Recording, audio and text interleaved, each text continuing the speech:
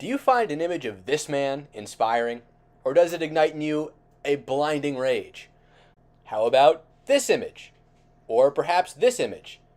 Does he look presidential here? Would you trust him with nuclear codes? Or to, I don't know, negotiate a deal with Iran? Well, if you answered yes to any of these questions, I've got some bad news for you. Because I predict that one day, Logan Paul will run to become the President of the United States. Now, before I explain to you why I have such a ridiculous belief, I would like you to like, share, subscribe, and leave a comment telling me why you hate this video. Now, before I start, let me make this crystal clear. I'm not saying that Logan Paul will run in 2024. First of all, he wouldn't even be old enough. So you have to be 35 to become the president, obviously, and he would only be 29 by then. And he would not be able to run in 2028 either because he still wouldn't be old enough by then. But that's okay, because the heart of this claim is that influencers will be able to overthrow the current political class. All the influencers with podcasts will eventually transition to politics because many are going from being 20-somethings to being 30-somethings. There will simply come a point where they're not relatable to young people anymore. Tons of kids now running around out there were not watching Jake and Logan on the Disney Channel on that show Bizaardvark in 2016. The only real impediment to this change are boomers, who of course view influencers as unprofessional or illegitimate. They don't take them seriously at all. However, boomers are the very same people who are notorious for underestimating the scope and impact of the internet on culture and daily life. They have no idea what's in store. They are the last true generation of people who have any sort of inborn, innate resistance to e-fame, don't take internet jobs seriously. Every subsequent generation, from Gen X to millennials to Gen Z to Gen Alpha, takes influencers more seriously and does not regard them as unprofessional as boomers do. Now, there could, of course, be some resistance from Gen X and then the older millennials. The boomers could pass the torch down onto them. So maybe Logan will have to be in his 40s before he has a real shot at politics. But you can still see what I'm getting at here. Once boomers, Gen Xers, and older millennials are no longer electorally significant, the stigma around influencers becoming politicians will dissipate entirely, and there will be absolutely no reason they would be held back from running. The oldest Gen Xers, as of the making of this video, are 57, right? They're about to enter their 60s. So this is really on our doorstep. Not to mention, when you ask millennials and Zoomers which public figures they trust, they're going to say YouTubers. Talk show hosts, TV stars, movie stars, and especially not politicians. Those groups of people just aren't seen as trustworthy.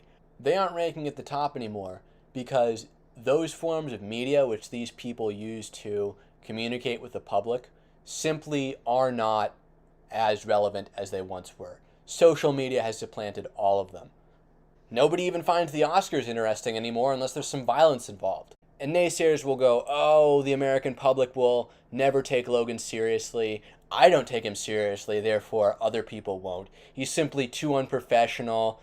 E-fame doesn't translate into real-world popularity, and it certainly doesn't translate into political currency.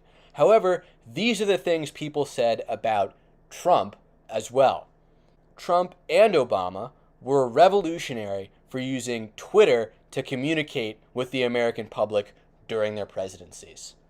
This is also how liberals were trying to turn boomers against Trump. Mean tweets, he's unprofessional, mean tweets. Trump really was the first person to go from TV to politics. So, the way I look at it, it's only a matter of time before Americans begin to figure out how to convert e-fame into electoral victories. And if you're going to stick your head in the sand and tell me that will never happen, no one will ever figure out how to do that, I don't know what to tell you. I'm saying that this is part of a natural evolution cycle for celebrities. If, of course, they're able to stay relevant and reinvent themselves which I believe the Paul brothers are more than capable of doing. See, Logan and Jake Paul needed to reinvent themselves as YouTubers. They started out as child stars on Disney Channel. They had to leave Disney. They were kicked off after their antics on their YouTube channel. They became known as pranksters. Millions of people loved watching them harass their neighbors. But then after that, they managed to reinvent themselves again after the Suicide Forest fiasco. And I remember that too when it first happened. I remember that controversy. I didn't think they were going to make it, I thought it was in bad taste what they did, but I also thought they were just going to be, the next victims of the woke mob. I, like a lot of other people, assumed that they would be canceled into oblivion and that they would be relegated to obscurity. They'd never make it out of the late 20-teens. However, like phoenixes from the ashes, they have come back and reinvented themselves again, this time as boxers. They also have a podcast where they talk to all the most influential people in our culture today. They've shown they know how to make a transition. So the real question is, where do they go from here? These guys are chameleons. This is just business for them. The logical progression of this journey ends in politics for them, I believe. Now, a key distinction here, something to distinguish them from, is political YouTubers. And political YouTubers got burned.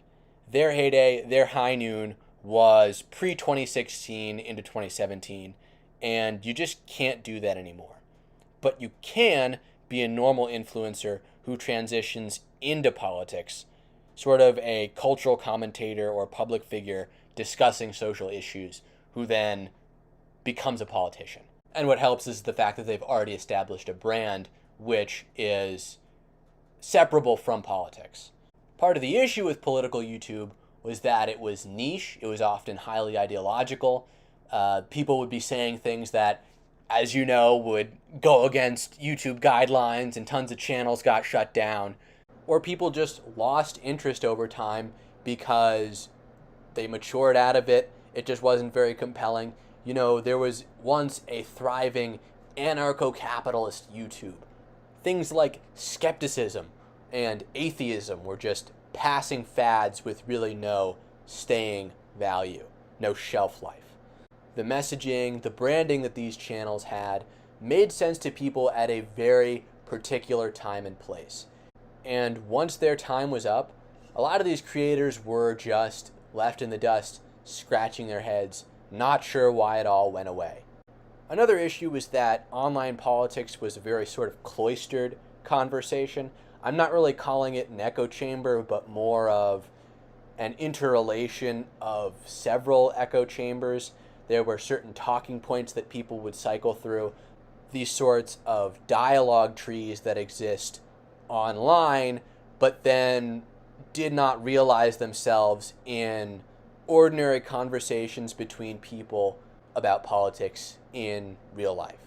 Not to say that any of the points people were making or any of the perspectives were entirely wrong or without basis, but it did get to a point where basically no one was thinking realistically about real political structures in the real world and whether or not just commentating online was actually having any sort of durable, lasting impact on the real world, which for the most part it wasn't. Certainly didn't translate into any sort of electoral victories. And that culture is mostly dead now, and I don't see it being revived in any way anytime soon. So it's safe to say that influencers will be the mark that the early digital age will leave on politics rather than a few niche conversations that were happening for a couple of years. Anyway, I digress. Politics in and of itself as a topic is actually not that interesting to very many people. The algorithm disincentivizes the growth and creation of new political YouTube channels, and the people actually consuming the content, there simply aren't enough of them anymore. Brand extension is usually challenging, but it seems to be something that the Paul brothers are actually quite good at. And beyond Logan and Jake Paul, I think if Mr. Beast wanted to run for president, he probably would. It would just happen. And I think he'd win, too. I bet if you know a 10-year-old or a 12-year-old, they watch Mr. Beast. Now think about that. All the press, all the publicity, all the recognition. And I think Mr. Beast, sincerely, I think he is a genius too. I think he could pull it off. Also, I suspect he's a Trump supporter. And I think the Paul brothers are Trump supporters too, for that matter. Donald Trump achieved a symbolic power, and the media, with its convulsive response to him, added to this. And I believe the Paul brothers and their brand could achieve a similar such symbolic power in the very near future. Since the advent of social media, we have observed the continual decline of standards of behavior. Two things the internet does very well are lowering standards and normalizing deviant, self-destructive, bad behavior. It's no coincidence that the advent of social media was coincident with a massive decline in our collective mental health, for instance. So it's like, what? You don't think American politics is going to further accelerate and descend into a circus? Of course it is. Of course it is. Just strap in. Buckle up, buckaroo!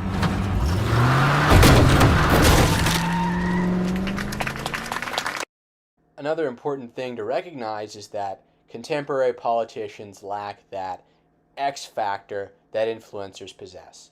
They aren't as interesting, they're dusty, they're boring, they are professional. It goes without saying that influencers have that X factor, that's why they're influencers, and also that they're willing to say and do things that the ordinary person in our political class would be entirely unwilling to say and do.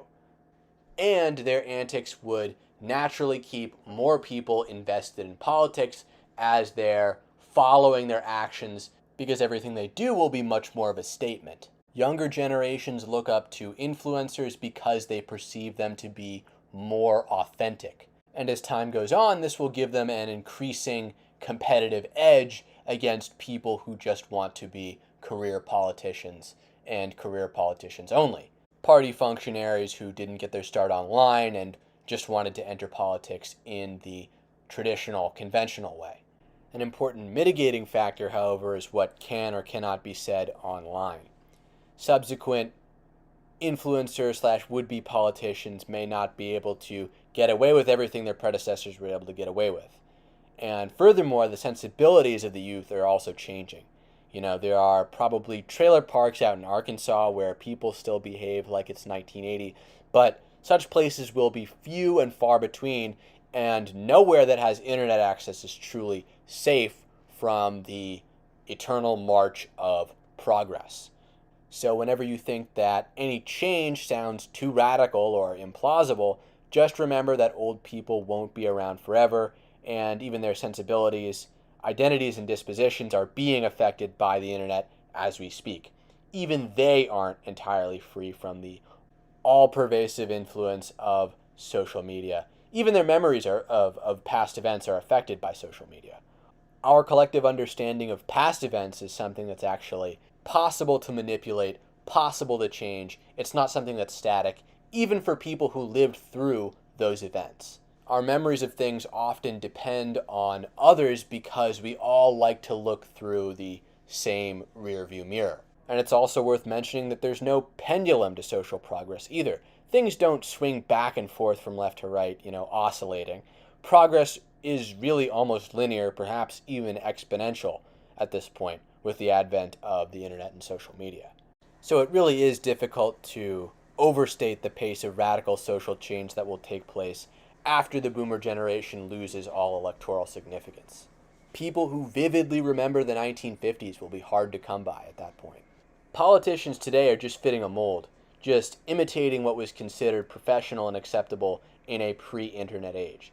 Soon enough, however, anyone who remembers this era will be dead or sitting in an adult diaper in a wheelchair in a nursing home somewhere, looking like the Crypt Keeper. And to further illustrate my point, I'll mention the fact that people in Gen Z want to be influencers themselves. Many people I know my age, and especially younger, view it as a legitimate vocation and do not view it as something that should disqualify a person from office. Anyway, that's it for this video, and Counter Revolution will see you in the next one.